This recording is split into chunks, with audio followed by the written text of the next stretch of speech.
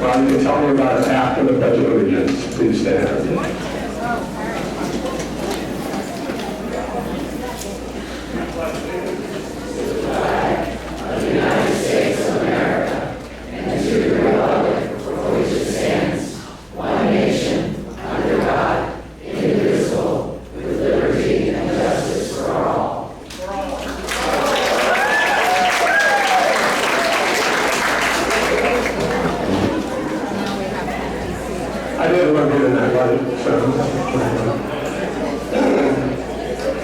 Okay, I'm not kidding that I wasn't paying attention. In fact, things are moving so fast. Something has come up last night and today that I don't even have a slide for the presentation. Let me just say that the Florida Harris Walls campaign was so blown away by our turnout at the golf cart caravan for Kamala.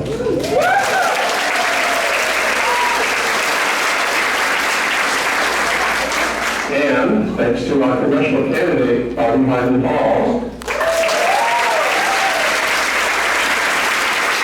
viral video that went out had $3.2 million, views in about 36 hours, and now it's over 5 million.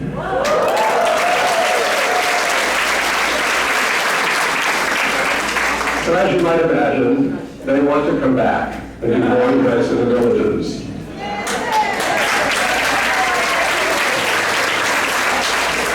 And while the details are not totally confirmed, you can anticipate that the next event, smaller, obviously, and not golf carts, will be Tuesday. We will know for certain early Monday morning, and I'll immediately put out a bus extra so you're all notified.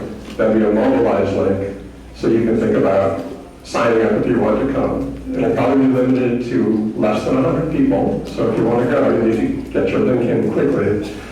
This event has to do with Social Security.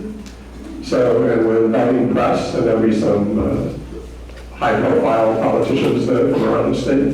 So if you have a good Social Security story you are telling on camera, you should talk to Bob Berg, our TVDC chair over here, after the meeting, and make sure you get signed up for this event. And otherwise, we're just filling the room to have a cheering crowd waving signs, and that will go out hopefully far and wide again.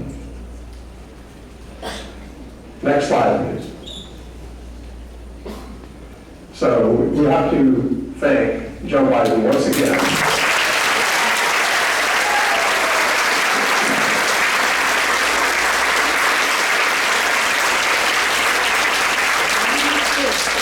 For proving that honor and decency and selflessness are important and essential qualities for a leader.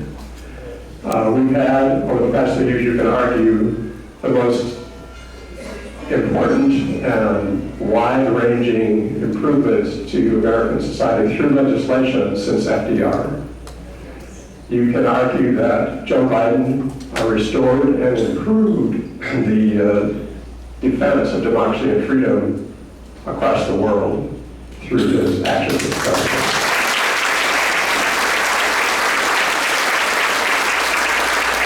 And in one more act, by stepping away from a presidential nomination he had already secured, he proved that he wanted to protect freedom and democracy in our country.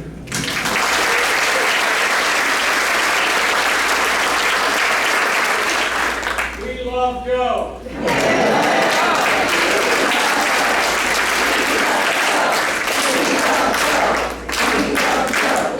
Of course, such a move was shocking to the MAGAs, because they would never think anybody would ever give up any little bit of power that could improve over somebody else.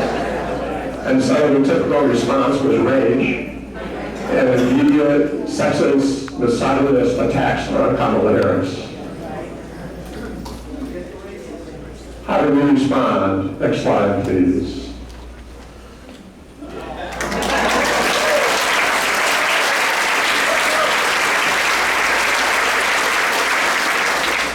This was the famous golf cart caravan event, organized primarily by our Democratic Executive Committee, Bob Berg, Chris Anderson, and the crew. And just to signify by a raise of hands or cheering if you were there. Was that an event? What we need to do now is keep that enthusiasm going. The Democratic office headquarters were flooded with volunteers a couple of days after that event. And of course, a lot of people took notice nationwide. We need to channel that into action over the next 87 days until November 5th.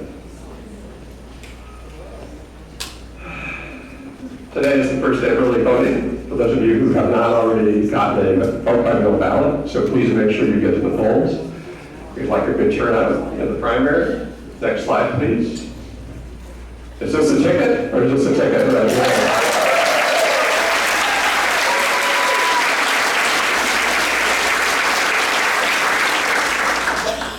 They've got Trump, wallowing around again, lying about crime size. He's going back to the greatest hits from 2016 and 20. Next slide, please. So club director Bill Newsom and his wife Teresa several months ago purchased 25,000 Biden-Harris stickers and spent every day pretty much since sending them out in batches to Democratic organizations in every state and in most counties, as well as distributing them at club events and TVDC events, putting them at the headquarters. They still have some, but the good thing is you can take more and tape it up somewhere so it's temporary, so it's visible, because we want to show that Democrats are out here supporting Democratic candidates. And then, in a couple of weeks, they've now ordered 25,000 of these stickers.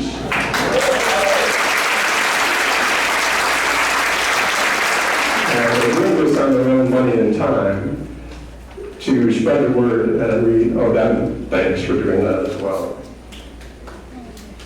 All right, our first speaker today, Jennifer Jenkins, is a Brevard County School Board member.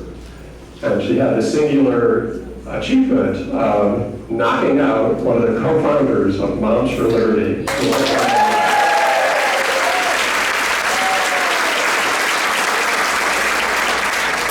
This, of course, made her a target, and she and her family have experienced a lot of threats.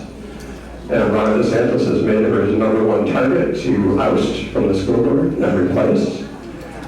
Jennifer's response has been to start a nationwide public action committee to battle against MAGA Moms for Liberty candidates in every school district in the country.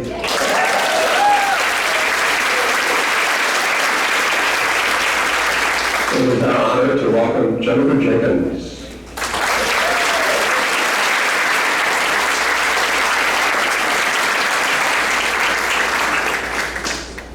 Good morning. I am so impressed with these crowd size. From one citizen of a deep red county where the majority of Democrats whisper to one another that they exist. We've tried so hard over the past 4 years to make everyone feel like they're comfortable and welcome, and that there are others among them to be proud and say it loudly in public. I am so grateful to be in a room with this many people inside of it. So thank you.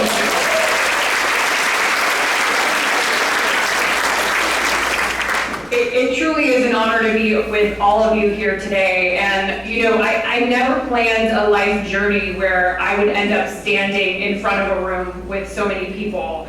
I was an educator, sick and tired of being disrespected, making $38,000 a year with a master's degree, who wanted to advocate simply for a profession that I loved. I couldn't imagine the experiences that would force me to sink or swim as an individual, to grow as a young woman, a wife, and a mother. And so often when people are given a platform to speak, they share their successes with everyone, but I argue too infrequently do we reflect or share on the failures and struggles that led us to those moments of success. Because it's in those stories that we can relate to one another and appreciate being grounded in a true, genuine purpose and integrity. Those human moments are what inspires other people to join you alongside you in your journey. So I'm going to take a moment to share mine. I was born and raised in Stockton, New York, and almost immediately I was born, my mom began to struggle with a debilitating disability. She struggled for years to get a diagnosis. Her days were completely unpredictable. One day she could be completely fine, and the next she was unable to walk, to see, or to speak clearly. My father, a new law enforcement officer, suddenly found himself working overtime, overnights, sometimes 2 and 3 jobs to support our family. So as a teenager, I begged to get a part-time job to contribute, but my mom would call and cancel my interviews at the Italian delis because my parents insisted that school was my job, my only job. They instilled in my brother and I that our priority was education. It was expected that we would graduate college, preferably with advanced degrees. And as a child, I remember going to the College of Staten Island with my mother in person. She was registering for classes, but her illness was so unpredictable and so untimely, it ultimately hindered her from graduating from college. And she always reminded me that that was her biggest disappointment in life. Eventually, I applied and was accepted to a well-known business school in Manhattan because naturally, like every other teenager in New York City, I saw my future as a big boss CEO lady walking the streets of Wall Street with a fancy briefcase just swimming in money when I got home. But it was just 2 months before classes began when my parents dropped a bomb on me. They were moving to Florida. But because of my mother's health, I made a rash decision to join them. But it was a difficult adjustment for me. I was lonely. I missed the only home and friends that I had ever known. I was anxious, probably depressed. I struggled to get to class, to perform academically, and to find a real joy and passion in my education. I was embarrassed and ashamed because I didn't want to tell my family that my job, my only job, I was failing at. But eventually I had no choice because a year after, I failed out of college. And in that moment, I felt like the ground beneath me was crumbling, that this moment was going to define my life forever. Well, it did, just not in the way that I thought it would. My parents had made a deal with me. If I moved in with them to Brevard County and got my AA degree, they would send me back to New York. So I packed my schedule with over 20 credits, with classes I couldn't care less about it. I just wanted to get out of here. But you see, little did I realize that what I envisioned as the ground beneath me crumbling was actually the birth of stepping stones. One of the random classes I found myself in was an elementary education course that changed my life forever. It was a class I met my now husband in, but it was also a class I volunteered in my first Title I school. And I'll never forget that drive to Cocoa, Florida. It was a community that appeared to not be a priority for our county, a school that did little to hide through its exterior aesthetics how the district devalued the children that were inside of it. But what stuck with me most was the contrast inside. I'll never forget that day walking into Miss Wilcox's kindergarten class, her true, genuine passion for her craft, her kindness, her empathy, her understanding for her students. I found comfort to know that the adults inside of that building had not and would not forget that every child deserves an equal opportunity and that education is the most important piece of that puzzle. That day opened a passion. That day opened a passion to the world of education for me. It created those foundations where I find myself here with you today. I eventually got my master's degree and I immediately began working for Brevard Public Schools at a Title I school. And years later, I attended a board meeting in solidarity with my colleagues, hundreds and hundreds of BPS teachers, all wearing red for ed for fair wages. And it was in that meeting that I realized that the people who sat up on that dais didn't reflect the values of the organization that I loved. So I literally Googled how to become a school board member. And I walked across the street to the supervisor of elections and I filed to run for office.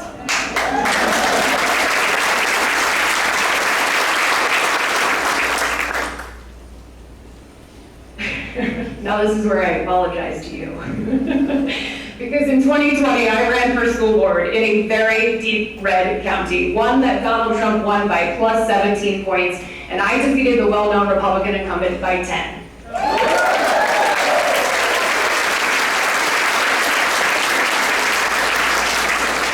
But I'm very sorry, because that opponent didn't take her loss lightly and did go on to found Moms for Liberty. I found myself literally living behind enemy lines, the birthplace of public education culture wars, but I still managed to beat them. I beat them by staying true to who I am, an educator, a mother, a fighter, and a damn proud Democrat. And when they protested in front of my home, when they vandalized my property, sent me death threats, when they filed a false DCF claim against me saying I had abused my daughter, and an investigator had to look underneath the clothing of my 5-year-old child, when State Representative Randy Fine, if you have the pleasure of knowing who that is, everyone boo. When he publicly branded me mentally ill, a child abuser, and a whore. I realized that public education was the battleground that Republicans had chosen to wage a war on democracy.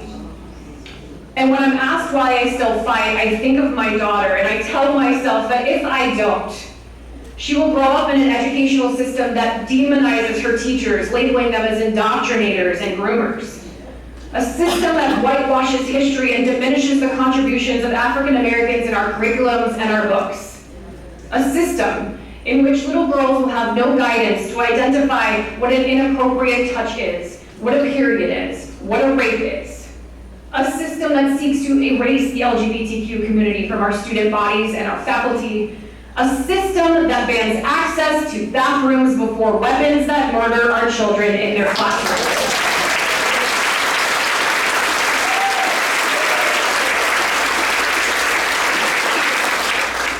I still fight because the Republican Party has consistently pulled out the DeSantis handbook and renamed it Project 2025. It doesn't just seek to rewrite our history, it aims to ensure we relive the darkest parts of it. So I want to go back to my mom for a minute. My mom was nearly bedridden for the last 3 years, all day consuming Fox News and OAN. A Trump-voting Republican who didn't speak to me for months after the 2020 election. Let's just say we didn't see eye to eye on politics. But when I had a unique opportunity this year to explore a run for the United States Senate, she suddenly began bragging to her roommates and her nurses how I was gonna take on Rick Scott, how I defeated Moms for Liberty, how I was named on DeSantis' target hit list, that I was on the school board, that I was strong in my convictions for public education, that I was brave, and how proud she was.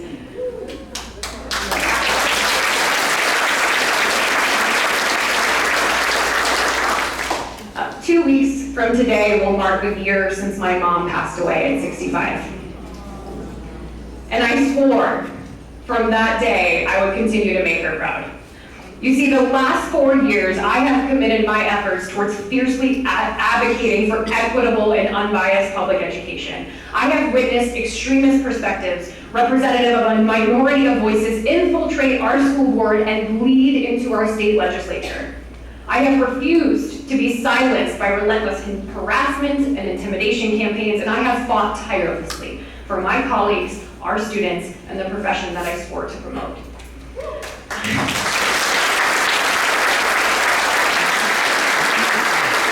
And after I defeated the founder of Moms for Liberty in my race, we became ground zero for a national trend of an ideological takeover of public education by far-right extremists. And unfortunately, it is no longer just in the state of Florida. We're seeing this in all 50 states, so I felt compelled to organize the opposition and beat them again.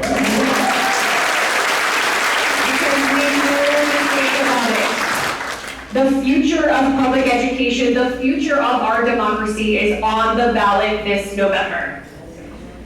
I launched an organization called Educated We Stand to go on the offense by developing research and polls-tested state, regional, and national messaging to support pro-public education candidates and elected officials and community-resistant groups already on the ground. And by funding independent expenditure campaigns to protect and elect school board members across the state of Florida and battleground states across this country. Soon, voters across this country are going to learn what we learned in my race. When candidates who support extreme agendas are on the ballot, they lose. There has been an incredible amount of support. We just launched only 3 months ago. But we have donations from all 50 states, with 45% of those donations coming from outside of the state of Florida. but we still need all of the support that we can get.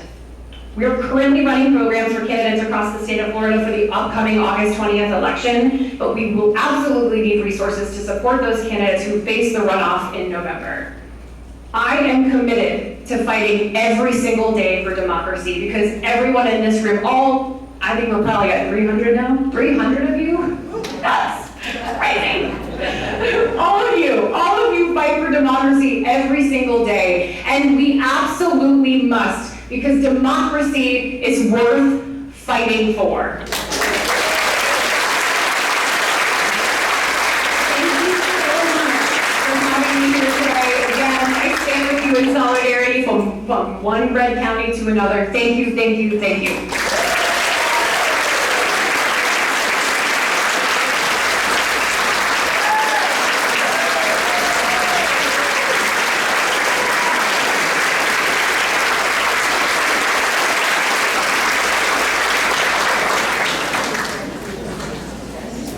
Thank you, Jennifer, for what you're doing.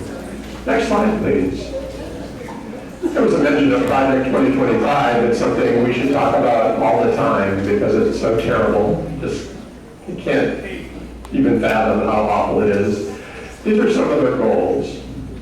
And you can go down the list and see one ridiculously bad thing after another. This slide was provided by Red Wine and Blue. Yay! Red Wine and Blue. Red Wine and Blue is a nationwide association of more than 500,000 suburban women. Because women get shit done, right?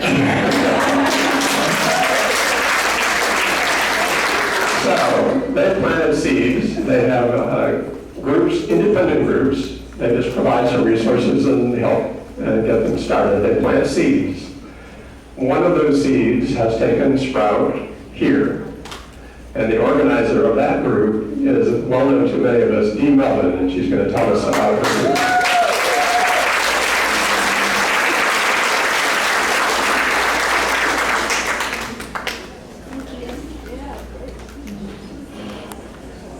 Oh, there's a picture of me up here on the left there.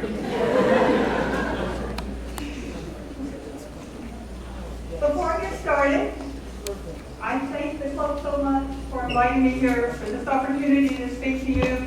And you can't hear me? Okay, hold on. Oh, there we go. Can you hear me now? Yeah. Okay. As many of you know, and many of you don't, my husband and I just got back from 18 months in Texas. While I was there, after 3 months, I knew we weren't going to stay. But we had to give it the good college try. My thought the entire last year was, what will I do when I get back to Florida? And I didn't know what it was going to be, but I knew it was going to involve the word woke. I knew that. So, next slide. I didn't realize I was up there, never mind. And I spent a lot of time thinking about what this acronym, I wanted it to be an acronym, what it would mean and what it would stand for. And you can see what we came up with. This was a group effort. There are lots of E words out there that are wonderful.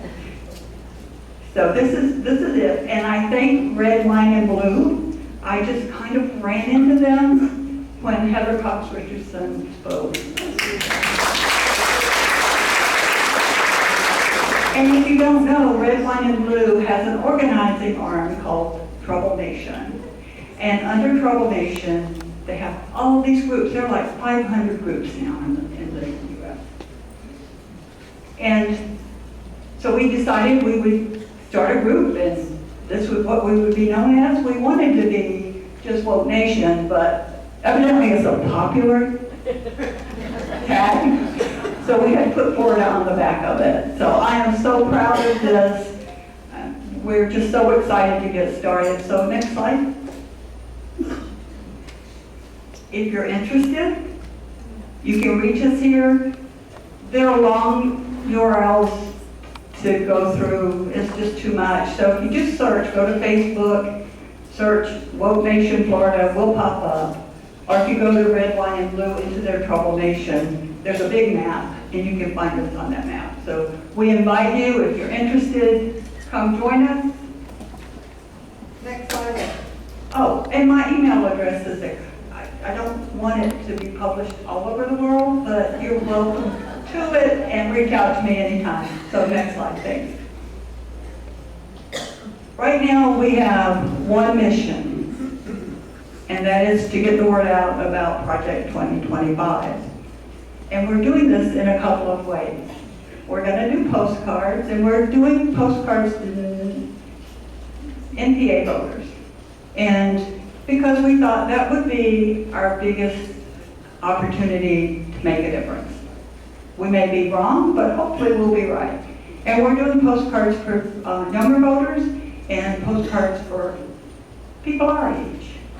And then after we get through with that, or in the middle of all that, we're asking people to invite 8, 10, 15, how many people you can handle in and allow us a few minutes to talk about Project 2025. We have to get the word out, and believe it or not, Democrats, there are so many Democrats out there who don't know what's going on. So we really do need to get people educated.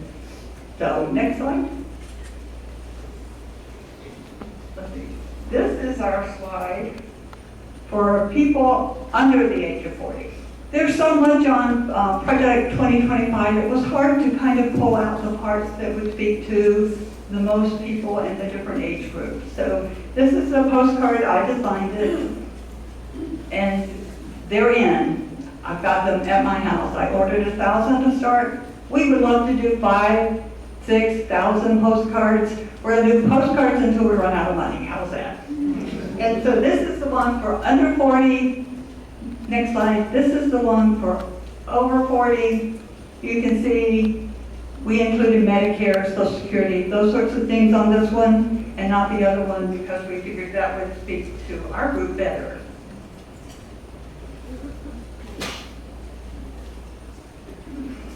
So, next slide. We're always looking for members, not so much volunteers as just a group of people who believe what we believe, who are willing to help us. Whether all you can do is put a stamp on an envelope.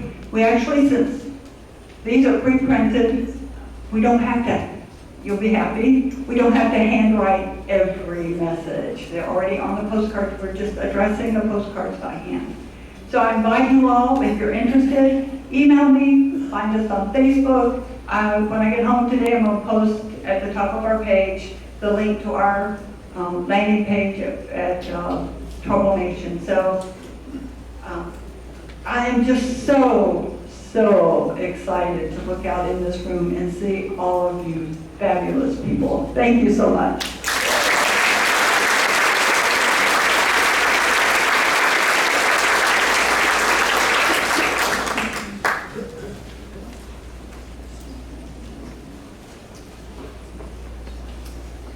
All right, so behind me there's no curtain today. We're going with the industrial look.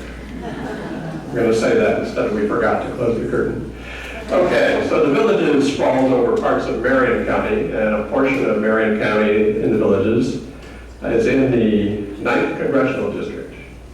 So today we're fortunate to have the candidate on the Democratic side for that congressional seat, James Stockton.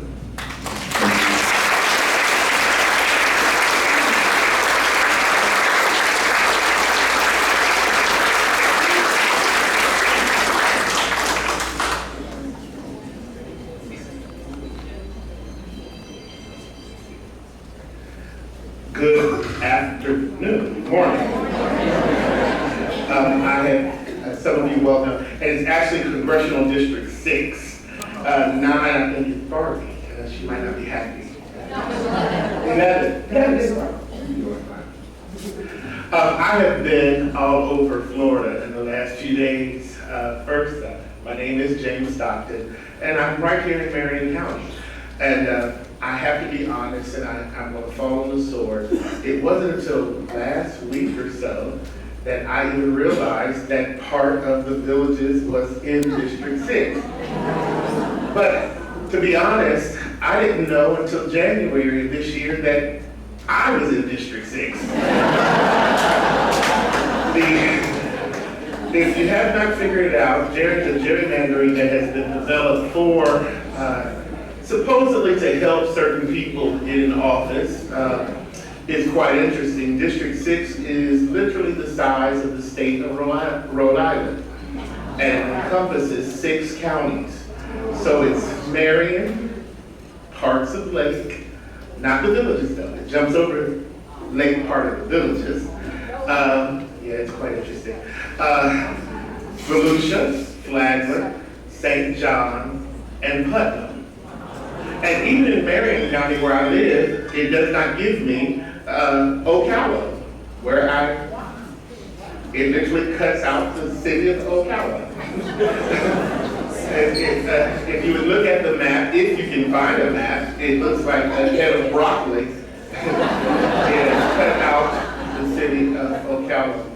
But that's not why I'm here to explain how confused the district is in regards to the lines. I'm here because all of my life I have been a servant of people. 34 years, this blew my mind. I'm almost scared to say it because it means that I've been doing it longer than I thought I was. I've been in ministry. I've pastored a church.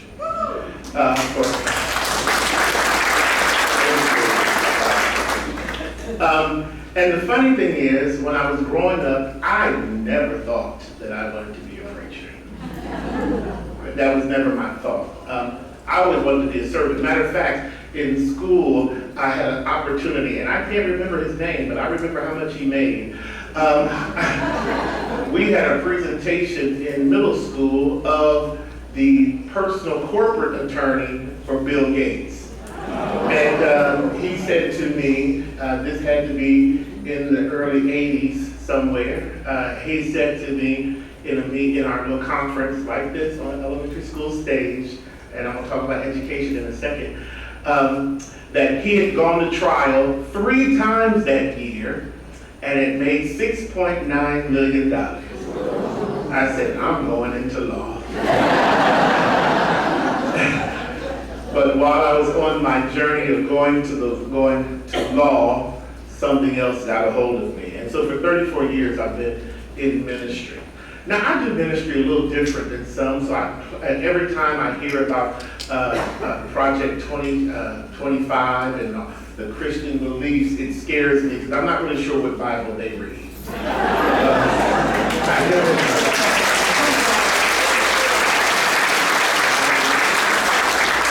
And I must say I've lost a few friends because I'm one of those ones that will raise my hand and say, can you help me make that make sense?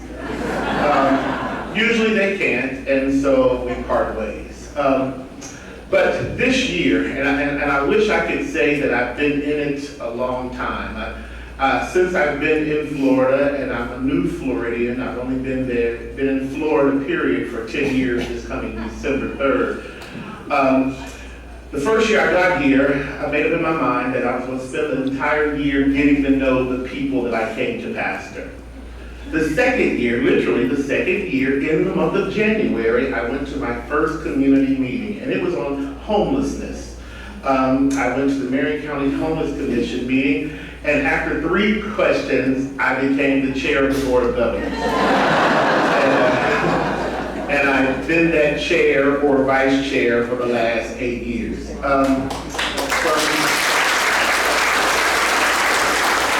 From that, and because somebody asked me, well, what experience do you have in politics? No, I don't have experience in politics, I have experience in people. And so, after that, my next meeting I went to was a meeting of people of color in Marion County called the NAACP. I asked a couple questions and I then became the president of Marion County.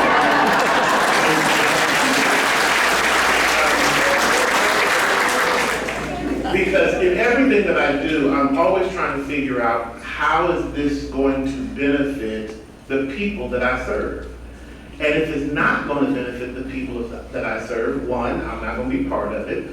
And two, my time is too precious to just go to meetings to be going to meetings.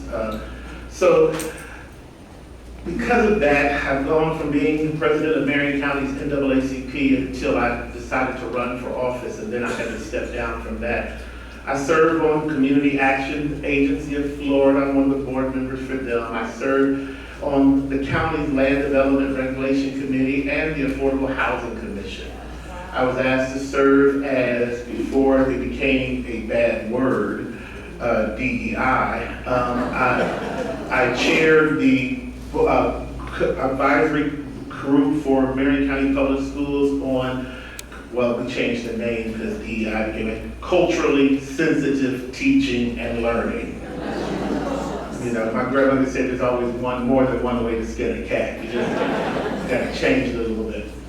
But this past year, and I'll make it quick, this past year, I hope it's safe to say this, I was comfortable being that angry black preacher. The one that, you know, when things happen in our community, you know, they call and we rally the troops together and we, I would almost say storm the Capitol, but that would never happen. Because if we would have stormed the Capitol, it would have been a whole different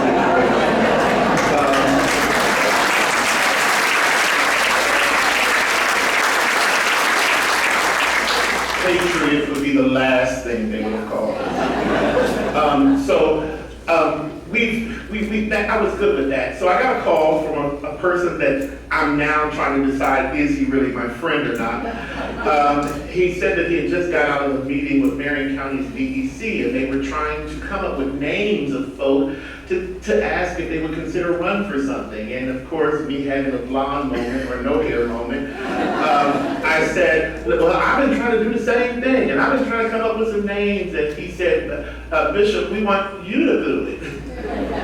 And I said, okay, I'll think about it. He said, well, our president will be calling you tomorrow.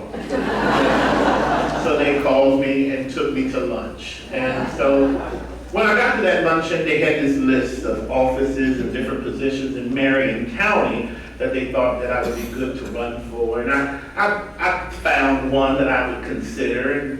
And then just like anybody, I took a week or two to try to figure out if I really want to do this or not. And by the time I decided to throw my name into it, someone else beat me to it. So I was like, yes, I can support them. So I got a call a week or so later and from the state office, and I thought they were calling me to say to me, we're so glad that you decided not to run against another Democrat. And, I had my little speech, yes, we're going to support him in Marion County, and we're going to do everything we can to back him in Florida House 27. And I was just like, yes, we're going to do this.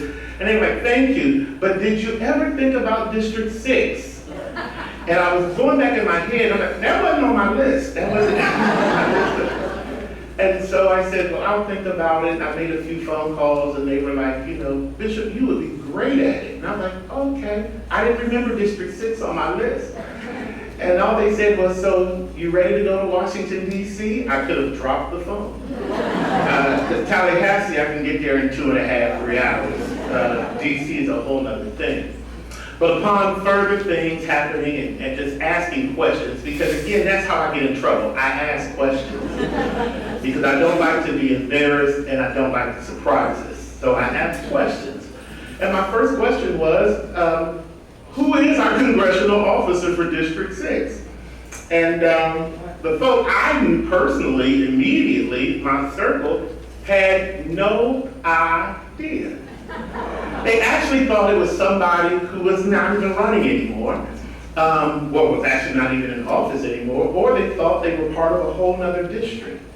So then I thought, well, let me go ask some of my political friends who are in office now, who are Republicans, maybe they can tell me about the person that is our congressional officer. And so I went to, I probably shouldn't say who I talked to, but I talked to a couple of them, and they all had the same answer. He seems to be a nice guy. I said, but he has an office at the county complex, county complex. Doesn't he seems. So have you seen him? Well, we gave him a tour when he first got in the office. So then, as an NAACP president, I started asking other presidents of other chapters around the district. And what they say about him in other places, I can't say. And I can't use those words. So I began to find out more about him, and I found out that yes, he's a career military man, and we thank him for his service. Matter of fact, he's so military, he named his son Army. And I appreciate everything he did for us in the military. But then when I started looking at his policies, and I found out that he's an ever-Trumper. And the first time I ever saw him was on Fox News. Well, that tells you. The second time I ever saw him was at the Trump trial in New York. I have yet to see him campaigning here in the district. I have yet to even, we thought we saw a Michael Waltz sign going the back roads to DeLand one time, but only one person in the car saw it, so I'm not really sure if we did or did not. So on Good Friday, I decided to file and run for Congressional District 6.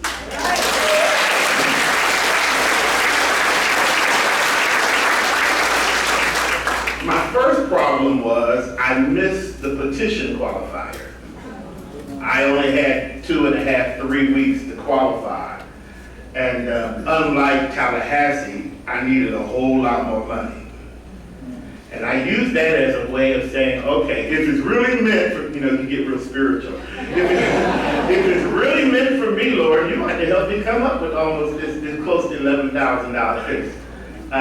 And in 2.5 weeks, I had my $10,400.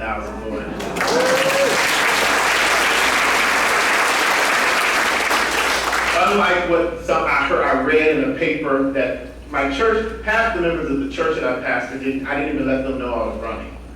Because I didn't want that to be what was said, even though it was said. That, he got his church to pay for it. No, he didn't. I wish I could have, but I didn't. So after that, then I was time to run. What am I going to run about? Do I want to deal with gun violence? Of course. Do I want to deal with smart border control? Smart border control, yes. Do I want to deal with some of the other big things that we're talking about? Yes. I want to deal with all of those. But as I began to look around and talk to people in the district, I found 4 areas that everything else fell in. And it was an acronym, so I loved, I might not remember your name, but I'm going to remember red, wine, and blue. I use acronyms too, and my acronym is simply HERE, because the current person is never here. And so HERE, the acronym, it literally stands for healthcare, education, rights of women, and the environment.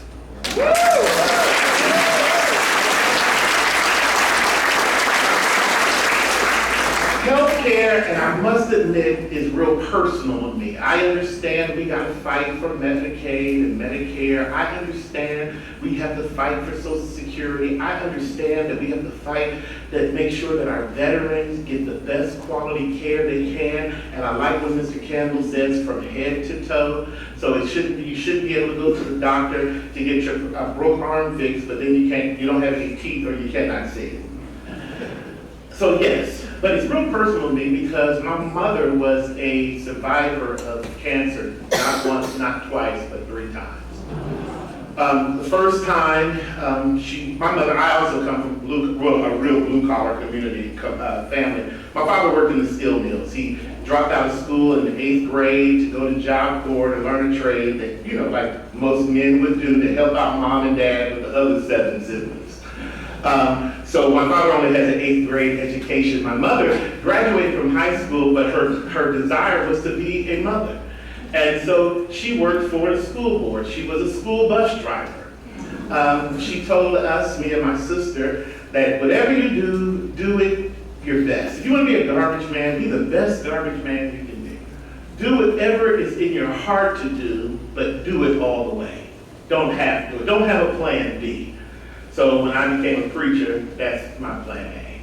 But then I was so glad to know that I can encompass so many things under what I desire to do. So healthcare, why is healthcare important? My mother, third time cancer survivor. The first time, being a school member, she was able to get some treatment. The second time, her cancer came back because during that period of time, it was considered a pre-existing condition. She could not get services. And my father just so happened there was a loophole in his insurance that would cover most of it. So as a family, we still had to come up with $6,000 a month for my mother to get treatment for the second bout. Thank God she beat it. The third time it came back, it wasn't so much of the her not being able to get treatment, because now we have some laws and things of that nature to help healthcare. The issue is now the insurances had not even told us, doctors didn't even recommend it, that if you've had cancer not just once but twice, that you should be able to, you're supposed to get a full body scan every so many months now. Well, because her insurance wouldn't pay for it, it wasn't done. So by the time they found it, it had metastasized and now it's on her rib cage. So my mother succumbed to cancer because of health care. My first wife had lupus, and she wanted children, and you know how you ladies keep certain things from your husband. She really never explained to me how much of a problem being pregnant would be for her. And so the fourth time we got pregnant, after miscarrying 3 times before, the fourth time she got pregnant, my wife went septic. And the doctors came to me and said to me that I had to quickly make a choice between my wife and the unborn child. Now, I'm a preacher, and of course, you know, at that time, I was a little delusional about abortion. You know, you can't do this, that, and the other, but when life hits you directly in the face and you have to make a decision, it's real easy to talk about stuff that you don't have to deal with. It's real easy for a guy to talk about what a woman should do. He never has to deal with the issues that women have to deal with. It was real easy for me prior to that to say, you shouldn't do this, you shouldn't do that, but I had a night to make a decision on whether I wanted to see if the child could survive or make sure my wife survived and terminate the pregnancy. I wrestled with that because I had to deal with having a child raising a child that I would have to tell and deal with that the only reason why you're here is because your mother gave up her life. Or I was going to deal with my wife and say, what you've been wanting forever, I decided to terminate. Pre-eventually, the Lord made the decision for me, and she miscarried over the night. My wife had lupus, as I said, so we got pregnant at the 5th time, and I'm so glad to say that the 5th time, born on May 5th, a preemie, my little girl is now 21 years old.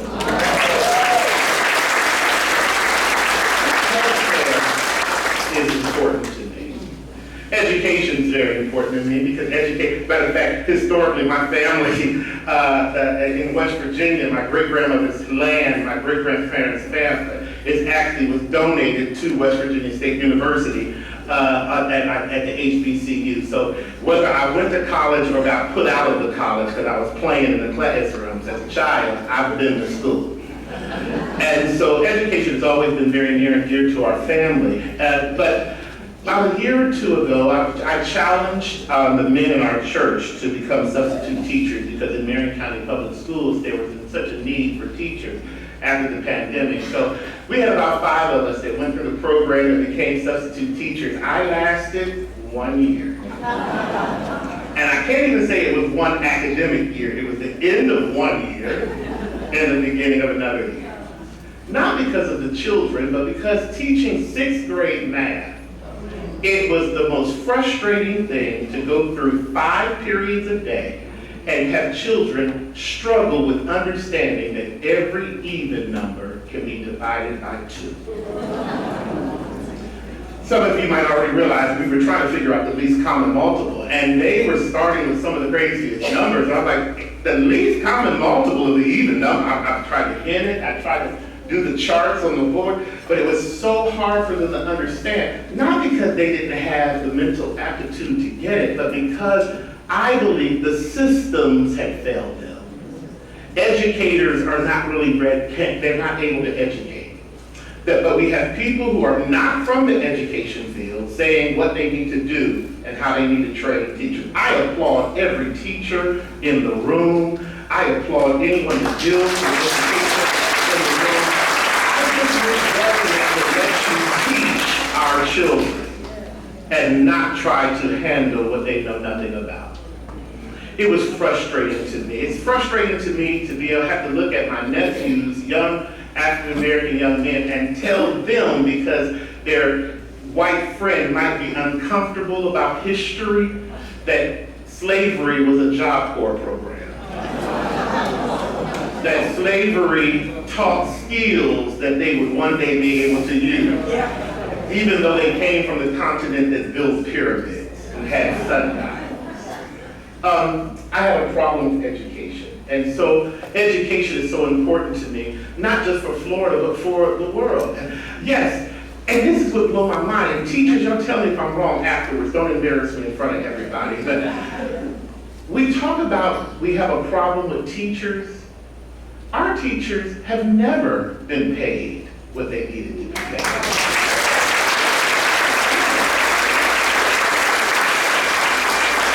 Teachers taught because they had a passion and a calling to teach, whether they got paid or not. I don't know a teacher that, whatever they got paid, didn't take out of their own pockets to do extra for their classrooms or spend extra time with children. But you have a system now that says, oh, you can only have 45 minutes to work on a certain subject. No, we need to get out of the classrooms and let teachers teach and pay them what they deserve. Rights of women, my goodness, rights of women. I come from a long line of strong women. I tell the story. I heard my grandmother tell my grandfather one time, which scared me because she was about 5'4", he was 6'4". And she told him one day in heated argument, they didn't really argue in front of us, but the sarcasm. And she told him one time, she said, Oliver, I don't need you. I want you. Now at first I was like, ooh, but then I thought about it. She was telling him how much she wanted him in their life. Not that she needed any. See, and that let me know something. Women, y'all don't need a man to tell you what you need to do. Not at all. Y'all make things happen that men could never make happen. Why are men trying to tell you about your bodies?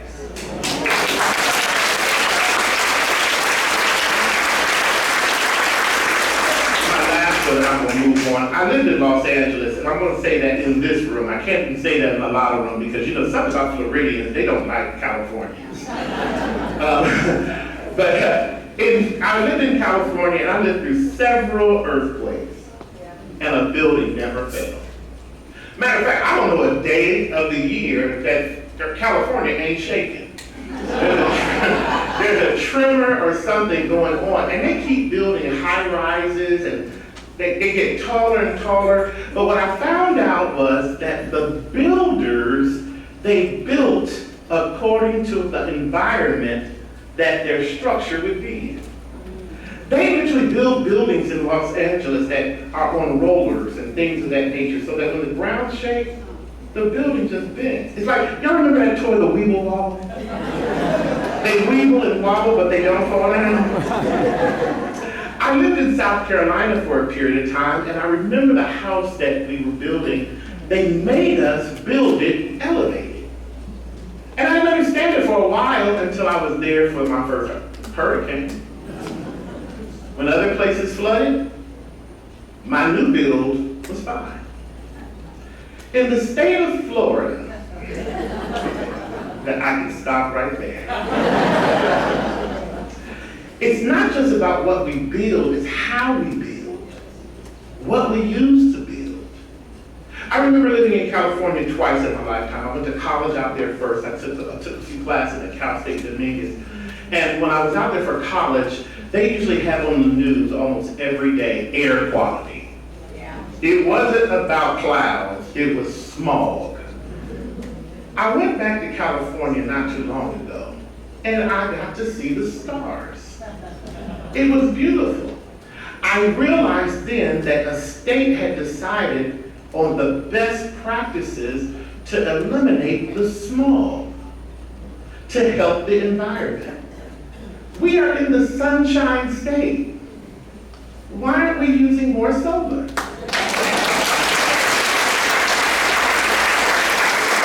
Somebody asked me, why do you talk about building every time you talk about the environment? Well, smart building has to be environmentally conscious. We live in a sunshine state, but solar is not important. I've had family that lives in Los Angeles, California, and in Nevada. They make money off of their solar energy. They're able to sell back to the energy co-ops their unused solar power. People in Florida said, we can't go solar because it costs too much. Well, it only costs too much because somebody in government does not want to give you the opportunity to make money off the sun. We have issues, our water, clean water, there's no, okay, I would say, is there anybody in here old enough to remember, but okay. I grew up, the best water in the world came from a well or came from a spring. I can't tell you the last time I drank faucet water because I don't know what's in that.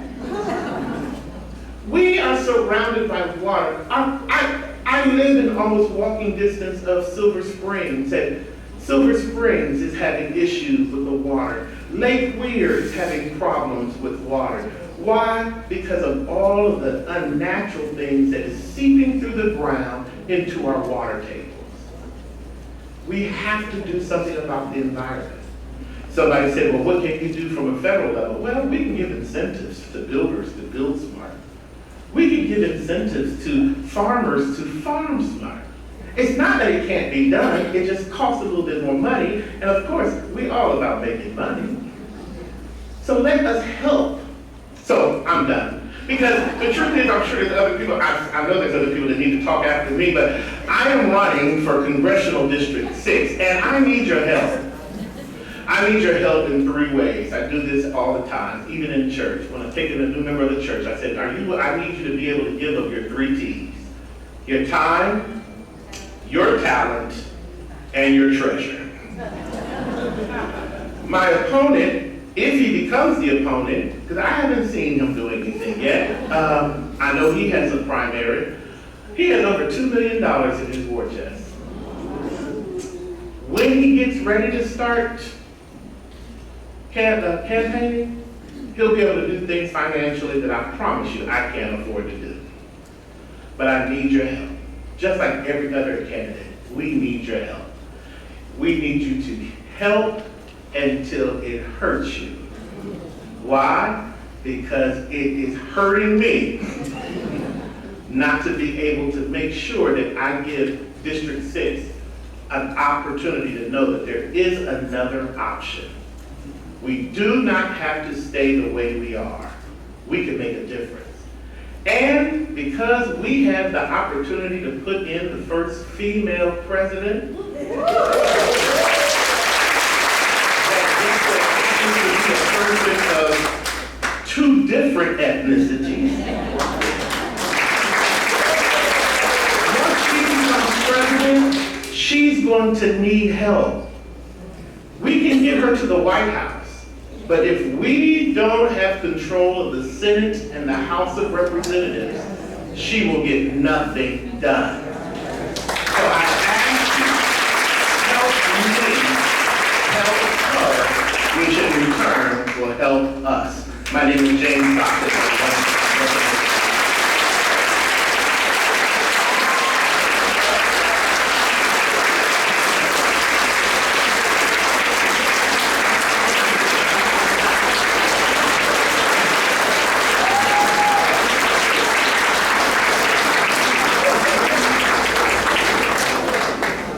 All right, well, somebody has to go after you now. And that someone is a candidate, again, out of Marion County for a state senate seat. Please welcome Sylvain Dore.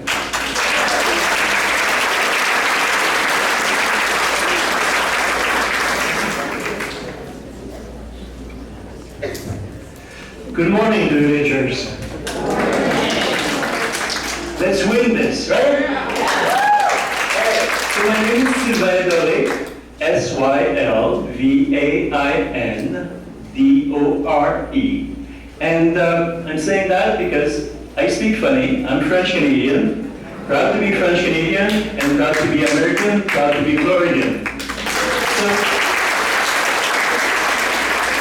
similar to what we've heard, I come from a simple family. I'm the youngest of 6. My mom was a teacher. I'm glad she's not a teacher these days, because right now we bully the teachers. And that's something that I'm worried, because, you know, teachers used to be a noble profession. And now it's on the verge of changing, and we have to stop that. Going back, and then my dad was a construction worker, always struggled, worked physically very hard. And guess what? He's 93 years old, and he's still training his horse every morning. So that's also my passion for the horse.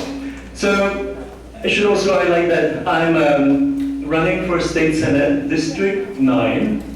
So District 9, for people who are not sure, so it's the entire Mayon County, entire Levy County, and essentially half of Alachua, and make sure a bit of gerrymandering to go, because Alachua can be quite blue.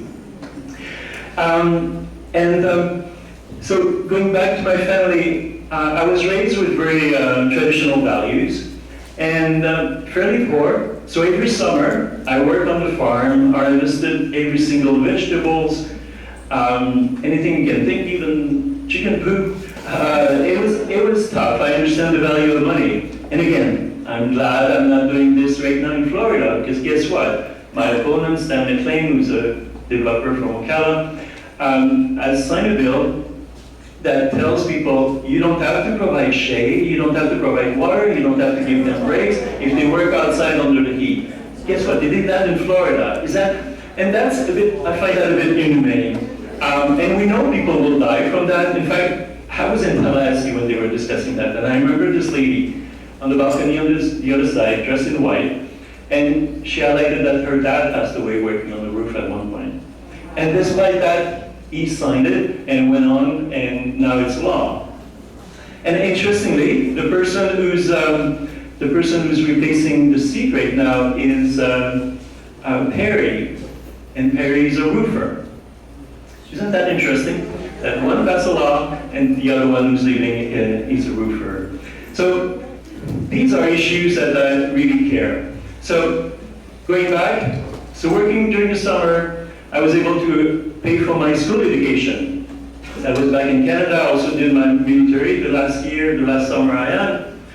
And with my education, I was able to go to school. I ended up with a doctorate in medicine at McGill University, did a fellowship in psychiatry. I was then recruited at Johns Hopkins, where I was working with the most cited scientist in the world, so Snyder. And I knew physiology pretty well from here below, and I like challenges. I decided to study the brain. So I'm a brain doctor. And so I started my career at Hopkins. It was a great opportunity. And then I got a call from University of Florida, and they said, will you come and join, at least visit for an interview? I said, sure. University of Florida, probably Miami, the beaches, etc. Then realized, well, it's quite different. But then I fell in love with it. I took one afternoon, I took going down a spring, and I thought it was Jurassic Park, so I was sold. And Florida has been amazing, so much that I was able to do research on the brain. I was able to work with my clinical colleagues. I trained countless students, fellows, and part of my research has been on ischemic stroke, hemorrhagic stroke, traumatic brain injury, and problem with sleep, etc. And I also work with the VA, so I have the connection there. But what I learned also is I like answers to questions. So we know they say that, let's say red wine, we're talking about red wine earlier, is good for your brain. Or what about dark chocolate? So then I decided to investigate that and found I was the first to demonstrate, and through grants from the NIH and the DoD, Department of Defense, that these compounds boost your brains for a defense mechanism, such that when you have an ischemic attack, etc., then you can be prevented. So then I did 13 years there, and one achievement I did during this time, because it's not enough to work as a brain doctor and to be a professor, I decided to run, and I was elected as the president of the faculty senate. And with that, that was during Ken Fox. And I was a member of the board of trustees. And that was an interesting experience because I was the only blue dot around the red table. But despite that, I was able to do bipartisan bill, and we worked extremely well together. First, we worked on making sure the police have additional training to use a taser instead of a gun, as also training and work with social worker to de-escalate tension. I was able to provide affordable housing for graduate students and postdocs. I was able to make sure we developed a system of accountability such that, and it was implemented and deployed everywhere at university. And I wish, and it was so transparent and so useful, I wish the administration in Tallahassee would do the same. And then I was also able to work on other programs that really help to galvanize and make sure we bring everyone together. Because for me, unity is important. We don't build a successful enterprise or a successful university by dictating what we should do. I think we have to let the university and let the teachers teach. I think that's very important. And right now it's being attacked. Even Ken Fox, who's back now as an interim president, mentioned that the administration should probably stay away from the university and let the teachers teach. And these are issues that I care tremendously. And because of my public health and my education background, I then retired, and because I wanted, similar to you, I want to enjoy Florida and really concerned about some of the directions where it's going. So I said, all right, I'm not going to criticize, I'm going to see what I can do. Went to Tallahassee, met with lobbyists, met with Republicans, met with Democrats, and people were very receptive and they said, okay, I have 5 minutes for you. It ended up being 45 minutes. And they were really saying, well, it's interesting because we spend a lot of money in this arena, but we don't really have someone like you on the floor, on the Senate floor. And when you look at the budget, in fact, if you combine health and education, it's about 59% of the entire budget. So that's why I'm interested to run and fight against a supermajority that is such that they don't listen to us anymore. It feels like we're not there. I mean, and then they bully people just to distract us while they can do their investment for the top 1% or the big companies that they're supporting. And I was even suggesting, you know, at the race, Formula One, they should have a jacket with the stickers, or all the donors. Because at pretty much every bill, every veto that Governor Jenkins is doing, it's always related to somehow to some donors. And that has to stop. And again, that's the problem with supermajority. And so we have to change that, and now I'm very happy with President Harris, That is a movement. And now we have to bring that also in Florida, because right now we have Governor DeSantis and my opponent, Stan McLean, similar to my colleague here. I have not seen him.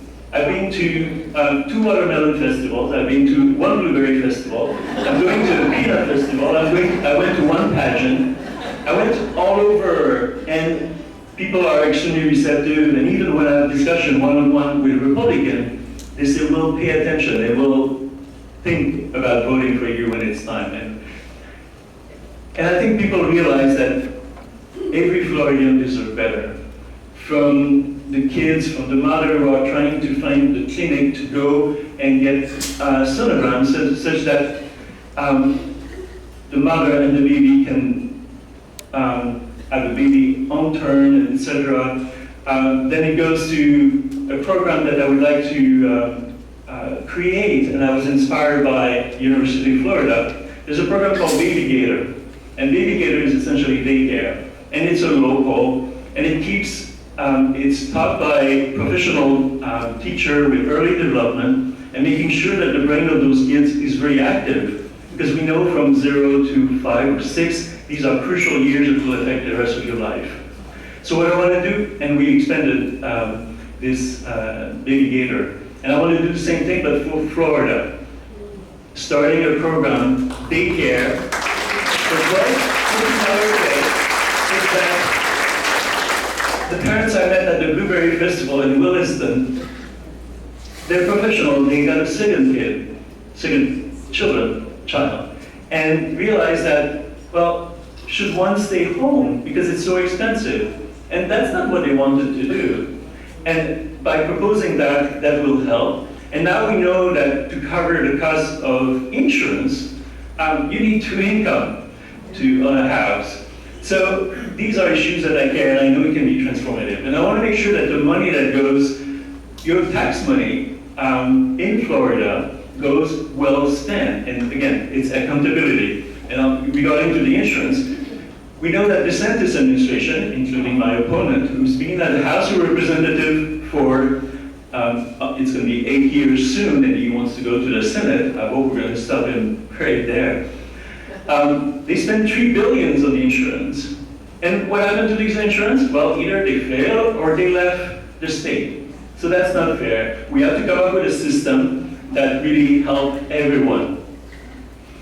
So, and again, we're talking about public health, we're talking about education, and we have good examples that if you invest in some institution, for example at UF, I admit they invested a lot, and UF has been now, accordingly to the latest survey, a top 3 public university, and it's by investment and recruitment.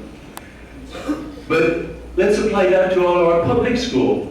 Right now, there's a move to change all public to private or charter school, which can be very dangerous, especially for minorities or for children with special needs. We know that if you invest, it can work. And let's continue this path. But right now, that's not on those bills coming out forward. And the last session, again, if you look at the word climate, they made sure to remove any bills that have the word climate. And with the power of, the veto power of our governor, who's using it quite extensively, he has vetoed many bills that can help many people. One is anything related to climate, whether it's those pumps to remove the excess water, etc. He has vetoed many of those. So those facilities will get older and will not suffice with what we need.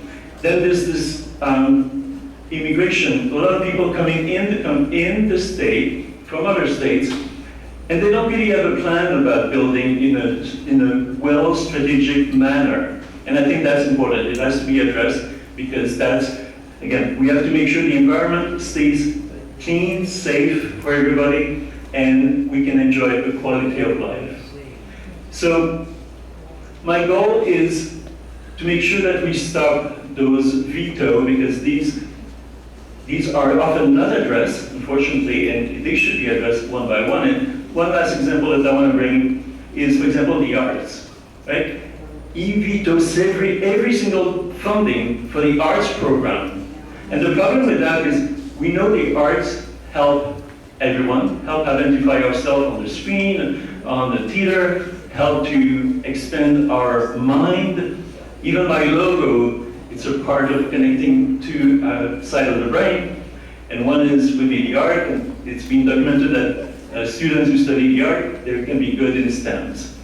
But my diagram is also connecting the two, meaning connecting the left and the right. So by my experience with the Board of Trustees and the time I spent in Tallahassee, I'm not a traditional politician, but I can assure you that I will speak up every occasion. And one of the reasons why I selected the Senate is that you're not limited with the number of bills you can put forward. So what I tell you today, and I'm very happy to be here. In fact, I asked my treasurer that I wanted to go to the villages for a long time. I have an aunt who has retired here. And I was told no because it's not really Marion County. But similar to you, I was able to make sure that, yes, I can come. And yes, I want to be close to you. I want to meet you one by one if necessary. And what's important, again, we see what's at stake. This supermajority has made it in a way that they don't listen to us. We have to make sure our voice is loud and clear. Yes, let's take the capital, but by our vote and by our investment. Let's win this. Again, that's very important.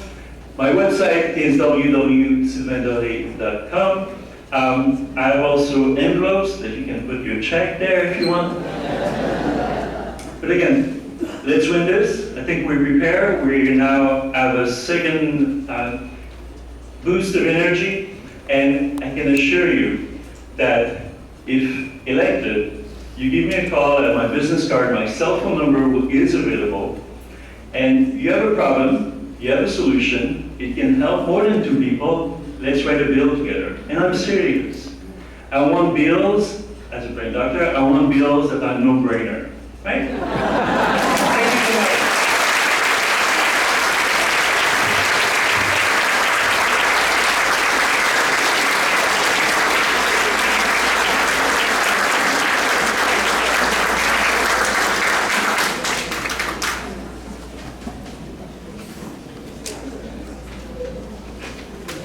All right, program note, for those of you sitting in roller chairs, just be careful when you stand up because they will roll away from you. Just be conscious of that. Next slide, please. All right, the Stockton County TVDC is, of course, doing everything possible to get out votes, and they're asking for volunteers for lots of things. I do have one more event of theirs to announce to you today. If I get through this pronouncing it correctly, it'll be a miracle.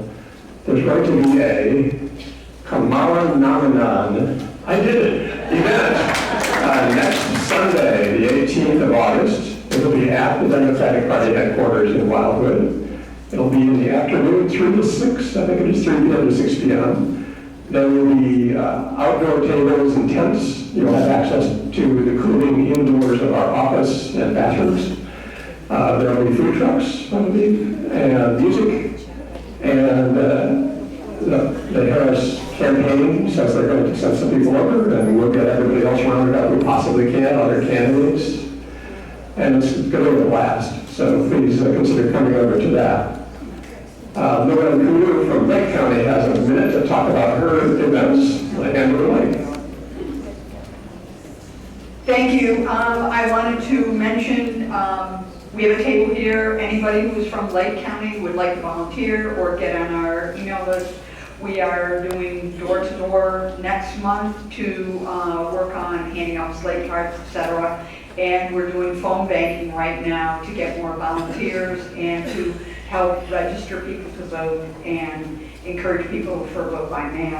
I also want to give a little plug for Stephanie Dukes, who's our senatorial candidate, who is representing, I think, maybe some of your county, but I'm not sure, but she's for Lake County, and Jackie Arms, thank you, who's our state rep.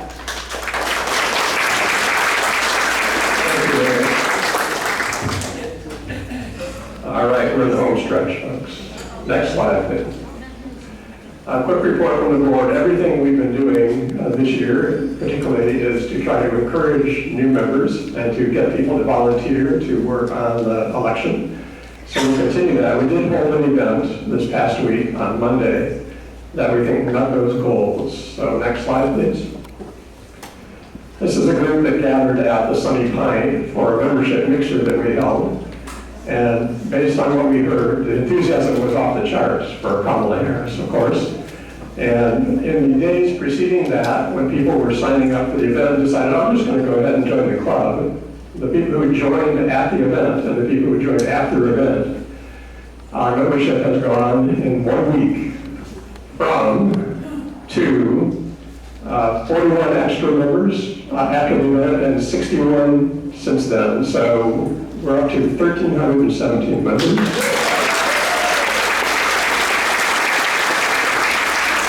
And the most popular person at this event was our membership director, Jody Schoenauer. Next slide.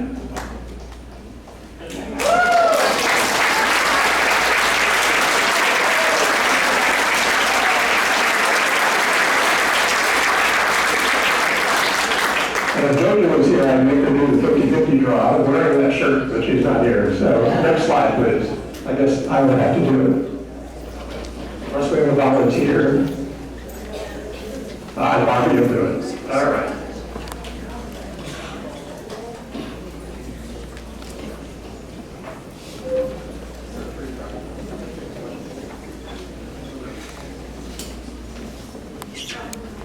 Five 4936.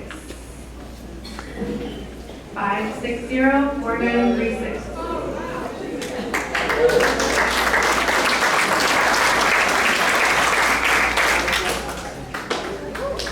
Right. 289342. 289342.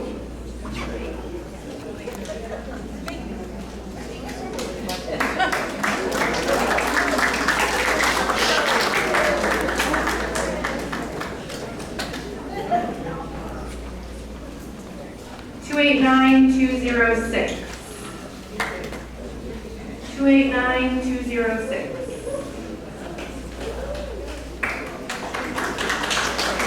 I have to say, I posted a picture of you guys, the room right before the meeting started, and we're already at about 85,000 views. It's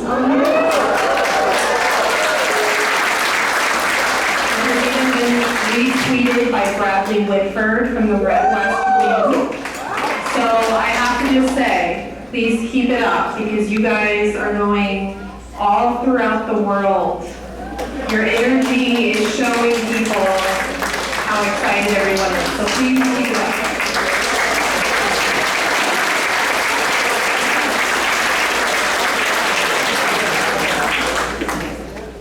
Young person who understands social media. That's what we need. Next slide, please.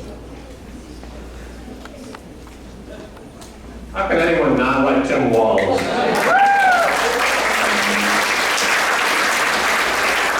Next slide, please.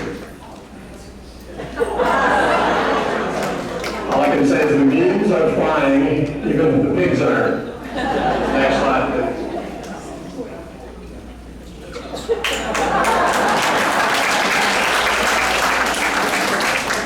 And it's the MAGA people who are reeling. Next slide, please.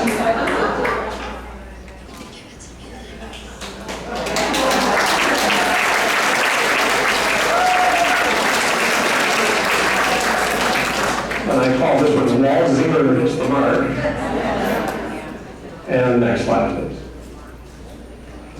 I know it's good to laugh and we're in a joyous mood because Kamala Harris's campaign with Tim Walz is a joyous occasion for all of us. And it's bringing joy around the country and hope that wasn't necessarily there before, lots of energy. But I want to do one brief moment of what I would call a reality check. Next slide, please. I'm sure you've seen flags like this flying around the villages. I sure have, because on each side of the entry to my village, a flag is on each house. And I see it every day coming in and coming out. this is sort of a reminder that even with all the buzz in the last 3 weeks since Joe made his decision and Kamala stepped forward, all the most recent polling and monitoring, et cetera, Trump still has a 50% chance of winning this election. That is really bad news. We need to keep this momentum going, and the way we do that is by working harder and working with that joy. We have to counter their rage with our enthusiasm. Next slide, please.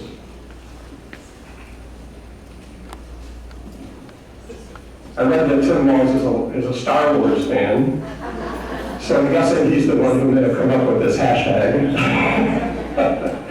But they, as we've said, have been a force, and we need to be part of that effort. So the force be with you, and let's go out and do stuff.